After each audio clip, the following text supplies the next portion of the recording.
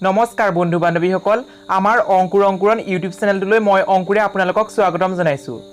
ভিডিঅ'টো আৰম্ভ কৰাৰ আগতে এটা সৰু ৰিকুৱেষ্ট কৰোঁ যে যদি আপুনি আমাৰ ইউটিউব চেনেলটোলৈ প্ৰথমবাৰৰ বাবে আহিছে তেন্তে চেনেলটো সাবস্ক্ৰাইব কৰিবলৈ নাপাহৰিব আৰু কাষতে থকা বেল বটনটো প্ৰেছ কৰি অল অপচনটোত ক্লিক কৰি দিব। তেতিয়াহে আমাৰ আহিবলগীয়া ভিডিঅ'সমূহৰ নতুন আপডেট আপুনি সকলোতকৈ আগত লাভ কৰিব। কনকলতা মহিলা সবলীকৰণ আঁচনি এই আঁচনি আগতেও আছে, কিন্তু এই আঁচনিটো মাত্ৰ আত্মসহায়ক গোটকহে প্ৰদান কৰা হ'ব। কিন্তু এই আঁচনিত আগতে 30,000কৈ টকা প্ৰদান কৰিছিল।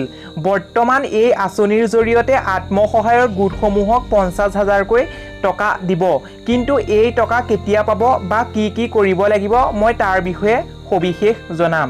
ভিডিঅ'টো অকণো স্কিপ নকৰাকৈ আপুনি চাই থাকিব। 7 অক্টোবৰৰ দিনাখনি খানাপাৰস্থিত অসম প্ৰশাসনিক পদাধিক আইন মহাবিদ্যালয়ত ৰাজ্য চৰকাৰৰ এখন কেবিনেট বৈঠক অনুষ্ঠিত হৈছিল। সেই বৈঠকত কি আলোচনা হৈছিল সাংবাদৰ মাধ্যমৰ আগত কয় চন্দ্ৰমোহন পাটোৱাৰীয়ে।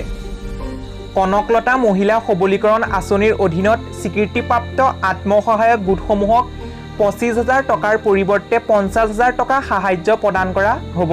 আগতে এই কনকলতা সবলীকৰণৰ আঁচনিৰ জৰিয়তে 25,000 টকা প্ৰদান কৰিছিল, কিন্তু বৰ্তমান 50,000 টকা প্ৰদান কৰা হ'ব।